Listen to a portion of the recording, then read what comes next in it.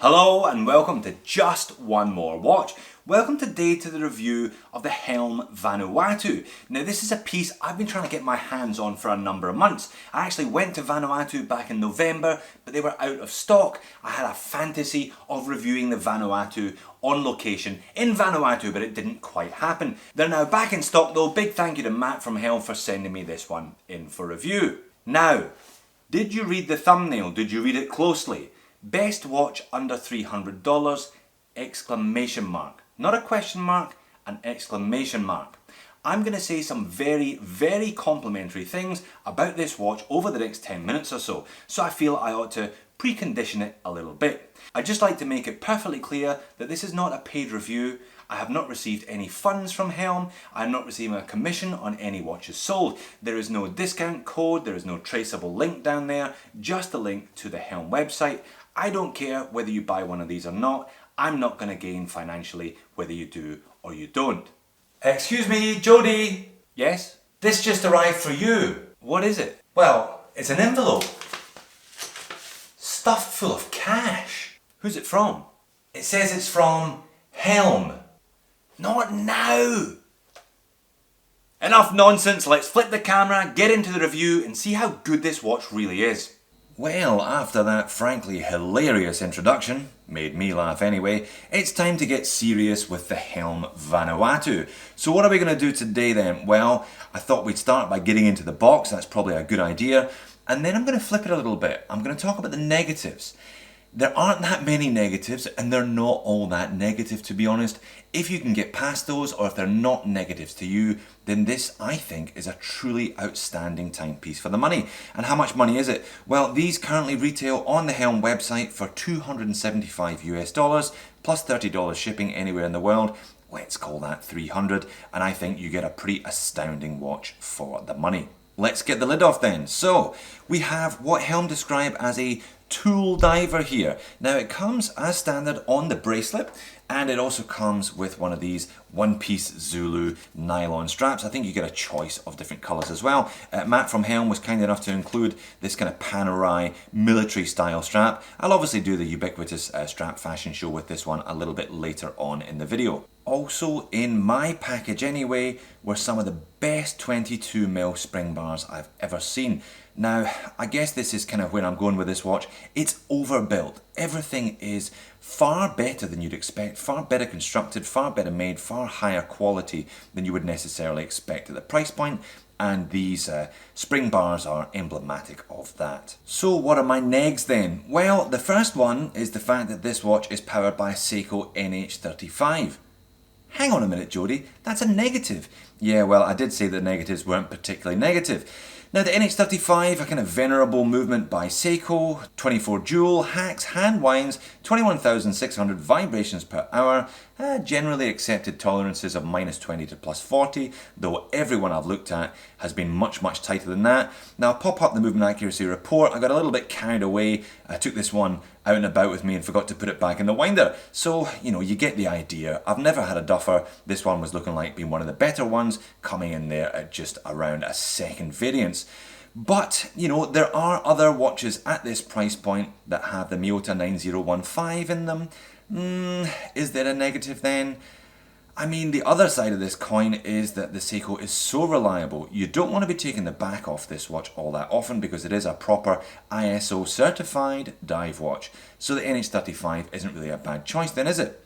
So negative number one wasn't all that negative. What's negative number two? Well, I guess you can't really call the design all that original. There is definitely more than a whiff of Zin U1 about this one, especially when you look at it with the silver bezel version that is available also from Helm.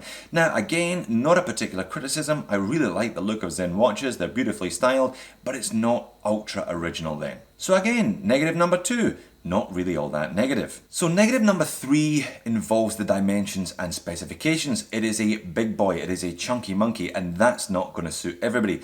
43mm in diameter, 22mm lug width as already hinted at.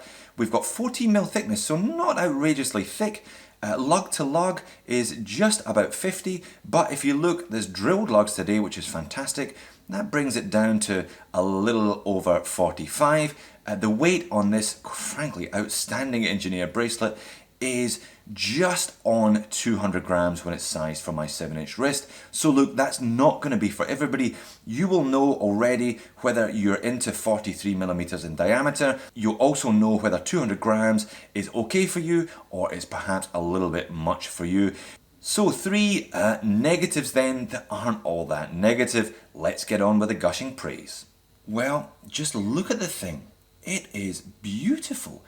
They call it a tool diver, so dive aesthetic, but a little more tooly. All brushed surfaces all round. The brushing is fantastic. Drilled lugs, which is great to see at the price point. Bezel, 120 click unidirectional. Such an amazing bezel action. No backplay on there whatsoever. Now the insert is stainless steel, PVD coated. We've got some incredible lume. In fact, let me pop up the lume shot now. Best lume I've ever seen on a watch, I think. Masses of it, it just glows. Super Luminova, we've got a couple of different tones there as well. Fully lumed bezel. Love the fact that they've put that little orange lume on the hour markers. Big, fat lumed hands. Super legible, just what you want from a dive watch. Look at the crown, 8 millimeters, deep engraved. Fantastic integrated crown guards in that case. Lovely brushing throughout.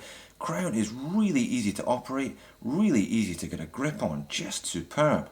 And then there's that engineer bracelet. Again, just fantastic brushing throughout, really chunky links, no polished surfaces anywhere, so they haven't polished the side of those links, and they're proper screw links. Look at those as well. Again, just really nicely done. And then there's this buckle arrangement, again just phenomenally overbuilt. Really chunky, quite difficult to operate, which bodes well for a long life. Masses of micro adjustment there. Nice deep etched helm logo, and again everything brushed. They've really kept consistent with this tool aesthetic throughout. And the case back is beautifully machined as well. Again, this was one of the improvements with the Mark IV. Just gorgeous, screwed down, deep etched advertising the Seiko NH35 stainless steel, and the fact that this is a proper ISO diver's watch rated at 300 meters, and of course, it's solid end links for that engineer bracelet. Now zoomed in on the dial, and it is just a painted dial. These indices are just painted on, they're not applied, but I think the watch is pretty good for it. Little helm logo, the H just under the 12 o'clock there, and they've kept it pretty simple, just divers 300 meter automatic above the 6. Now it comes with a white date and a black date wheel option. I like the black one, not quite as legible as the white obviously, but does suit the overall aesthetic of the watch. Nicely done, I think, the way they've intersected the index at 6, so you still get a little bit of extra lume down there. Good for nighttime use, but they've integrated the date wheel well, I think. And there it is, sitting on top of my 7-inch wrist. Those lovely brushed surfaces throughout, engineered, just catching the light. Superb. Now 14mm thick means it wears quite well. Got a bit of a profile but not too much, and the drilled lugs, the relatively short 45 direct lug to lug, 50 lug tip to lug tip, means it actually wears pretty well for a big boy. Although I'm reluctant to take it off this stunning engineer, let's get it on the Zulu, let's get it on the Panerai style strap and see what it looks like. Now that's it on the excellent one-piece nylon NATO that Helm provides as part of the standard package. Now the head of the watch weighs 99 grams, so 100 grams of the previous 200 grams comes therefore from the bracelet. If that's a little bit too much for you, but you don't mind the diameter, you should certainly consider wearing it on this one. Looks good, fits well, half the weight of the bracelet. And that's it on the kind of olive green, slightly drab looking, very nicely stitched though military style with a big Panaristi buckle down there. Also, choice of retainers, they give you a big one and a small one. You can wear it pretty much how you like. So a bunch of different ways to wear this watch. And I'd be doing Helm a disservice if I didn't point out that both strap options have got another deep etched little Helm logo on the underside, another little bit of covert branding. Just beautiful detailing on both of these straps. So there you have it, the Helm Vanuatu. Bit of a game changer for me, to be honest. I've been making videos for a year now. I've reviewed a whole bunch of watches, all of them at this sub $500 price point. Nothing really touches the Vanuatu. It is beautifully made, beautiful to look at, over-engineered. How many watches at this price point can you say are over-engineered? So far, the count is 1. This one. Thanks for watching. I'll see you in the next video.